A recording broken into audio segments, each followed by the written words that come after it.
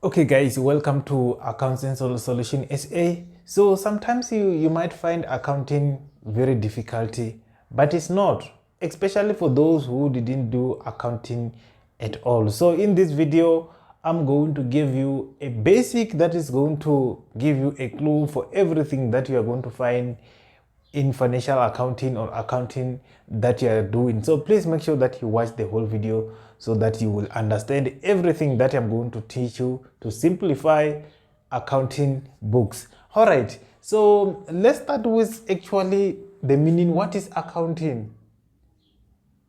Okay, if we are talking about accounting, the word accounting simply means that this is a summary of all transactions that happen within the business or institution. Okay, this is a summary of all transactions that is happening within the business. All right, why are we saying it's a summary? Because we can't write everything into detail, which means that we have to find a way. How are we going to summarize it?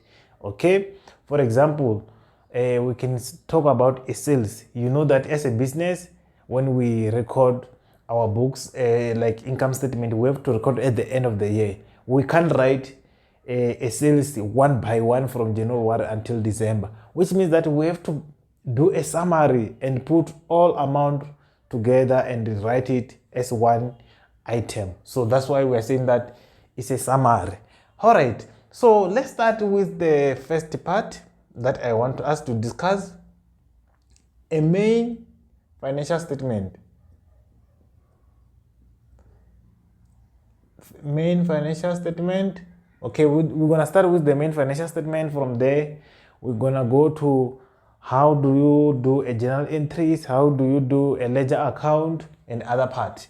Okay, when we talk about a main financial statement, number one, we're gonna start by income statement.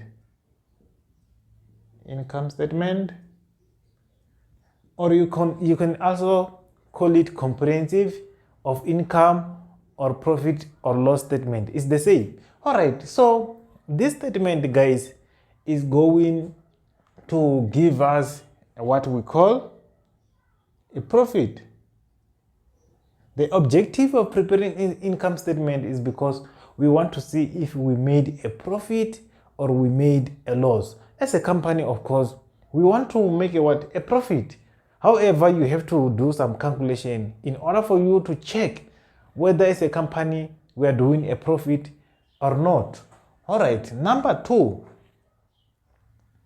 we have what we call a balance sheet. Balance sheet statement, or you can call it statement of financial position. So what is the main objective of balance sheet? Very simple. We want to see the position of the business. What kind of position? Are we in a good position or bad position? Why? Okay, I'm going to explain that. We want to see a position of the business. All right, you know, for example, when you want to obtain a loan from the bank or other institution that provide a loan, you have to show the evidence that your business is in good condition, which means that they are going to check what? A balance sheet to see if we can borrow this person a certain cash. If the person is failing to pay, we are going to take a certain assets or a certain item to cover our cash. They can't just borrow someone who doesn't have anything. Okay, so we want to see a position of the business. Okay, number three, which we are not going to discuss much about, is a cash flow statement. When we talk about cash flow statement, this simply means that we want to see what actually cash did we receive, what actually cash did we pay out. Remember, in income statement and balance sheet, we have some items that we record, but they are non-cash items. They are not cash, which means that cash flow only include cash item. We want to see actually cash that we have received and cash that we paid. Okay, so this is the reason why we prepare a cash flow statement. All right, then the next step that we are going to discuss, guys, is 5 components of financial statement. Components of financial statement. Why is it important? Because when you prepare a ledger account, accounting equation, general journals, you are going to use this component, guys, to simplify things. Okay, the component number 1, we have an asset. Okay, when we talk about an asset, this is the item that owned by the business or is controlled by the business. Okay, owned by the business. Okay, we can give an example of an asset. Number 1, we can say the business is owning a building, not renting a building but owning it. Okay, then the other one, business also own vehicle, they can own equipment. Okay, they can also own a bank. Their bank account is an asset to them. Okay, then now let's go to we have a lot of examples under assets. Actually, assets is distributed into 2 categories. Number 1, we have none. Okay, under assets, guys, under assets, note that you will have non current assets and current assets. So when we talk about non-current assets, think about items that we can use for a long time or item that we can have for a long time. Okay, for example, a building. If we purchase a building, obviously we're expecting to use it for more than a year. Okay, then current assets, we have item like, we can do example even by a bank. Obviously money is moving in and out every single day, which means that the money that we have inside the bank, we are not expecting to have it for more than 12 months or more than a year, unless it's fixed deposit, it will fall under non-current asset. All right, the second component that we are going to discuss is liability. Liability simply means that us as a company, we owe someone. For example, we can do a loan. When we do a loan, simply means that we are owing a bank. Okay, then another one, we have what we call equity. Equity, you can just simplify it as net worth of the business, because asset minus liability is equal to equity, which means that it's net worth. Okay, we're gonna have capital inside. Example of equity, we have capital. Capital is the money that we use to start a business. Okay, number 1, we have retained income.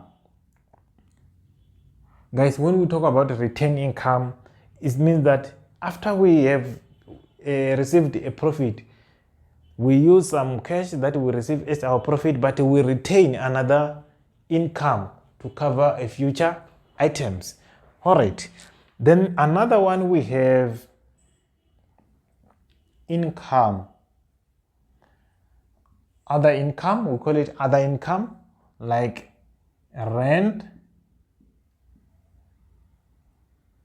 income. If we also have some rooms that people are renting to us, we receive rent income. It's fall under income. So we have a lot of examples, and we also have expenses. Expenses, they are too much, guys, too much. Number 1, we can just say depreciation salaries and wages, insurance. There are so many examples of expenses.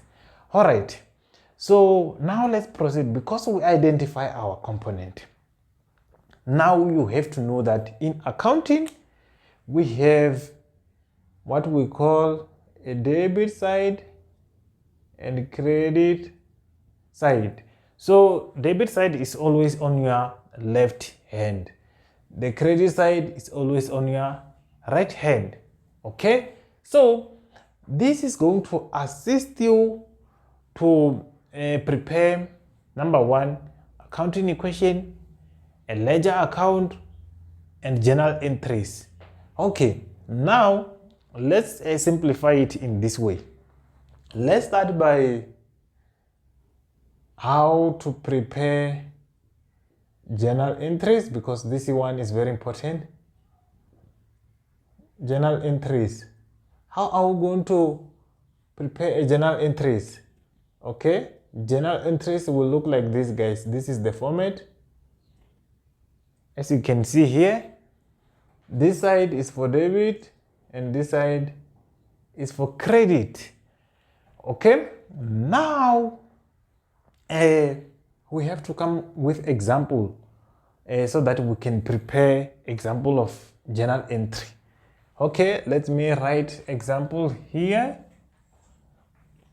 We can just say a transaction number one. Okay, this transaction, they said a cash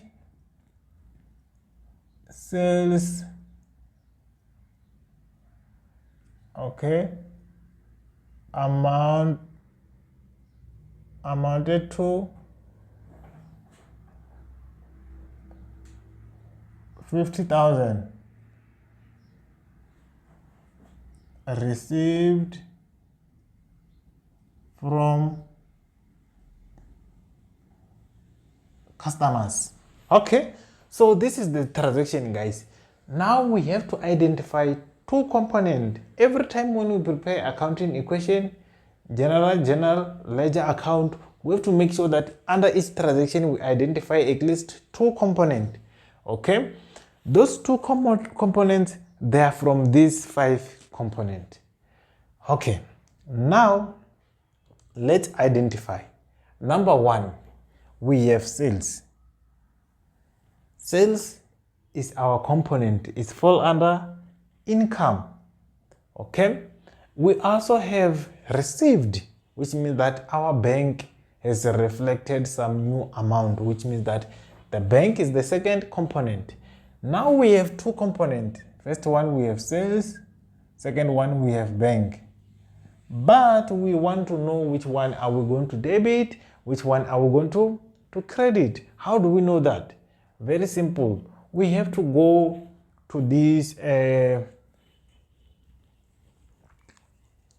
format that says assets increase on the debit and decrease on the credit. Equity increase on the credit and decrease on the debit. Liability is the same as equity, is minus plus. Okay, now from two items that we identify, bank, we concluded that bank is an asset, which means that our bank, because we receive money, is going to increase, and assets increase on the debit side, which means that bank, we're gonna put it on the debit side and we put 50,000. Okay, in accounting, once you debit, the other one you credit. You can't debit both of them or credit both of them. Okay, which means that sales will go this side. This one, of course, you have to start in the middle of the line because it's on the credit side. Right, so this is how you compile the journal entries. Okay, sales will credit because it's income. Income fall under equity as well. Under equity, income is credited, expense is debited. Simple as that. Okay, now let's use the same transaction and compile a ledger account. A ledger account.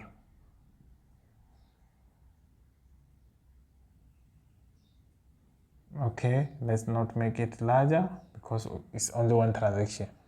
Okay, the ledger account that we are going to have, it will have two accounts. I'm going to explain why. All right, a ledger account, guys, the debit side is here. This is debit side, and credit side is here, credit side. So in the ledger account, we have a description part, which is similar with this one, and we have amount for debit side, description for credit, and amount for credit. Okay, using the same transaction, we have sales and what? And bank, which means that this account will be for sales and this one will be for bank. Simple. We use the same principle that we apply here. You know, accounting, once you know this principle, you know everything, because this principle apply to journal entry, ledger account, journals, everything. When you prepare balance sheet, you're still going to use the same. And income statement, you're still going to use the same. Okay? So now, let's check. Under a sales, we concluded that sales has increased. Yes, sales is in equity, and equity increased this side and decreased this side. Because sales increased in this case because we sold an item, which means that we're going to credit 50,000. But they have to swipe a name. Because now we are on a sales account, it has to swap with bank. Which means that bank, we're gonna write it here. But when we go to bank, we're gonna use a sales name. Okay? Bank is an asset. Assets increase on the debit side and decrease on the credit side. All right, which means that what we are going to do is to debit sales of 50,000. Very simple. Simple as that. So this is how you should compile a journal entry as well as ledger account. Now we are going to do examples of the same transaction, preparing accounting equation. Okay, accounting equation have a lot of format, guys.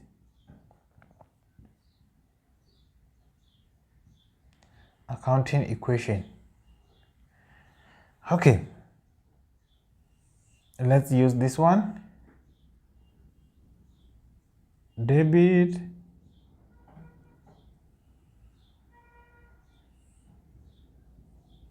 and credit. Then we're gonna have asset, equity, and liability.